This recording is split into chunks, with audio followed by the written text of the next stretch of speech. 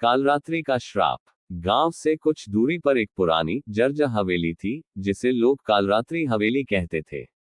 गांव वालों का मानना था कि इस हवेली में आत्माएं बसती हैं और जो भी रात में यहां गया, वो कभी लौटकर नहीं आया।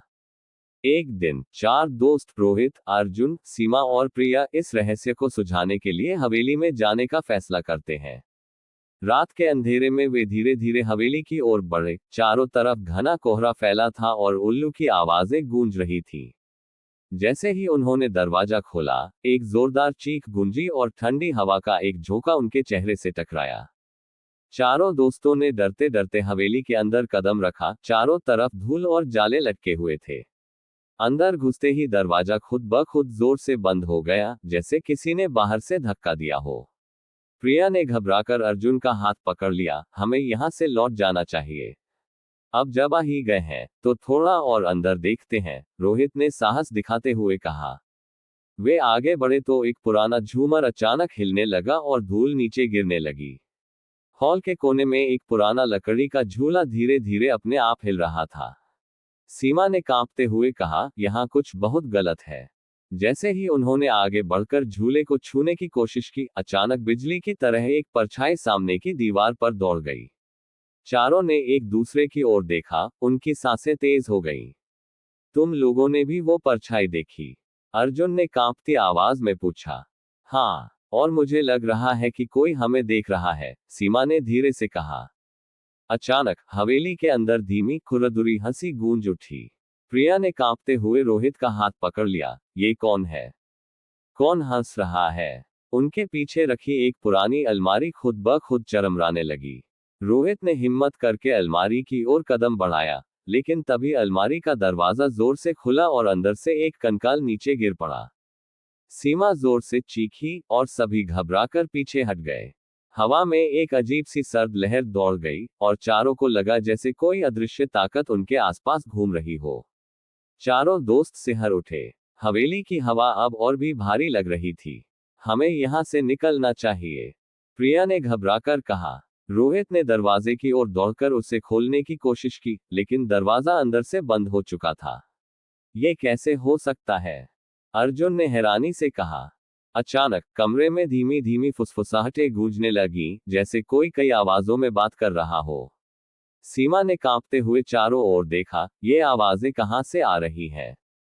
तभी एक पुरानी दीवार घड़ी अपने आप चलने लगी और उसकी सुइयां उल्टी दिशा में घूमने लगी। कोई यहाँ हमारे साथ है, रोहित ने धीरे से कहा। उसकी आवाज कंप आ रही थी। अचानक कमरे की एक खिड़की जोर से खुल गई और बाहर घना कोहरा दिखाई दिया। कोहरे के बीच से एक साया धीरे धीरे अंदर आता दिखाई दिया। कोहरे के बीच से आती वह परछाई धीरे धीरे आकार लेने लगी। चारों दोस्त बुरी तरह डर गए और दीवार के पास सिमट गए। कौन है वहां? अर्जुन ने कांपती आवाज में पूछा। उस परछाई की आंखें धीरे धीरे लाल चमकने लगी। अचानक हवेली की सारी जलती हुई मोमबत्तियां एक झटके में बुझ गईं और पूरा कमरा अंधेरे में डूब गया। प्रिया ने जोर से चिल्लाया, हमें यहाँ से निकलना होगा। तभी हवा में एक गहरी गूंजती हुई आवाज आई, तुम यहाँ नहीं बचोगे। सीमा ने अर्जुन का हाथ कसकर पकड़ लिया, उसकी आंखों में आंसू थे। अचानक वह परछाई हवा में उठने लगी और उसकी आकृति और भी डरावनी होती गई। कमरे की दीवारों पर खून से लिखे अजीबोगरीब शब्द उभरने लगे। चारों दोस्त अब पूरी तरह घबरा चुके थे। क्या वे इस हवेली से बचकर निकल पाएंगे? दीवारों पर खून से लिखे शब्द धीरे धीरे चमकने लगे, मानो कोई अदृश्य ताकत उन्हें उकेर रही हो। यह क्या लिखा है? रोहित ने कांपते हुए अपनी टॉर्च उस ओर घुमाई। अक्षर अस्पष्ट थे, लेकिन उनमें से एक शब्द साफ दिखाई दे रहा था, मृत्यु। हमें यहाँ से निकलना ही होगा, अर्जुन ने घबराकर कहा और दरवाजे की ओर भागा। लेकिन जैसे ही उसने दरवाजा खोला, सामने सिर्फ अंधेरा था, जैसे वह दरवाजा किसी अनजान गहराई में खुलता हो। सीमा ने कांपते हुए पीछे देखा, हम किसी फंसाने वाले जाल में हैं। तभी हवेली की फर्श कांपने लगी, मानो कोई भूकंप आ गया हो।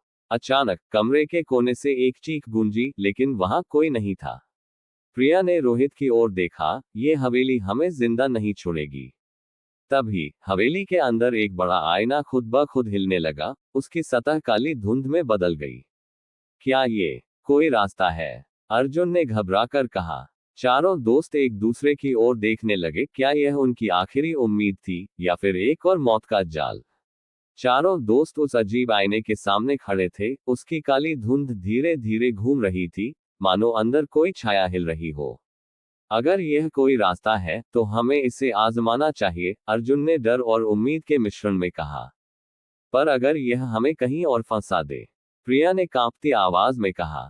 तभी आईने से एक हड्डियों जैसी काली उंगली बाहर आए और रोहित की कलाई पकड़ ली। रोहित जोर से चीखा और बाकी तीनों उसे पकड़कर पीछे खींचने लगे। आईने के अंदर से कई लाल आंखें चमकने लगी और उनमें से एक डरावनी आवाज गूंजी, अब तुम हमारे हो। सीमा ने जल्दी से पास पड़ी एक लकड़ी उठाकर आईने पर मारी, लेकिन वह जोर से हंसा और उंगलियां और बाहर आने लगी। हमें इसे तोड़ना होगा, अर्जुन चिल्लाया और पास पड़ी एक भारी कुर्सी उठाकर आईने पर दे मारी।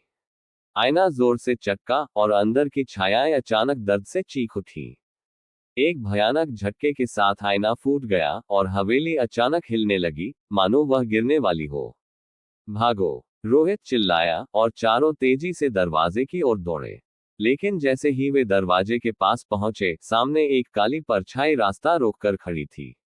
चारों दोस्त ठिठक गए। दरवाजे के सामने खड़ी काली परछाई की लाल आंखें भयानक रूप से चमक रही थीं। तुम लोग यहां से जिंदा नहीं जाओगे, वह परछाई फुसफुसाई, उसकी आवाज किसी खोखले गड्ढे से आती लग रही थी। सीमा ने कांपते हुए अर्जुन का हाथ पकड़ लिया। अब क्या करें? रोहित ने हिम्मत जुटाकर एक लकड़ी उठाए और परछाई की ओर फेंकी, लेकिन वह उसके आर पार चली गई। यह असली नहीं है, यह सिर्फ हमें डराने की कोशिश कर रही है, अर्जुन ने कहा। लेकिन अगर यह सिर्फ भ्रम होता तो हवेली हमें बाहर जाने क्यों नहीं दे रही? प्रिया ने भयभीत होकर कहा। तभी हवेली की दीवारों से खून टपकने लगा और उनमें से हाथ निकलकर चारों की ओर बढ़ने लगे। चारों ने चीखते हुए खुद को बचाने की कोशिश की, लेकिन वे चारों ओर से घिर चुके थे। हमें कुछ करना होगा, रोहित ने कहा और अपनी जेब से माचिस निकालकर पास रखे लकड़ी के फर्नीचर में आग लगा दी। जैसे ही आग भड़की, हवेली की भयानक चीखें गूंजने लगी, मानो ये खुद जिंदा थी और जलने से तड़प रही थी। परछाई पीछे हटने लगी, उसकी लाल आंखों की रोशनी मंद पड़ने लगी।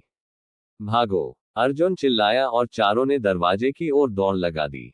दरवाजा जोर से खुल गया और वे बाहर गिर पड़े। सुबह की हल्की रोशनी उनके चेहरों पर पड़ रही थी। उन्होंने पीछे मुड़कर देखा, हवेली जल रही थी और उसकी खिड़कियों से सैकड़ों भूतिया आंखें उन्हें घूर रही थीं। चारों दोस्त धड़ाम से जमीन पर गिरे, उनके शरीर थकान और डर से कांप रहे थे। हम बच गए, सीमा ने हाँफते हुए कहा, उसकी आंखों में अविश्वास था। रोहित ने जलती हवेली की ओर देखा, जहां खिड़कियों से झांकती सैकड़ों लाल आंखें धीरे धीरे धुएं में गायब हो रही थीं। लगता है हमने हवेली को हमेशा के लिए खत्म कर दिया, अर्जुन ने गहरी सांस लेते हुए कहा।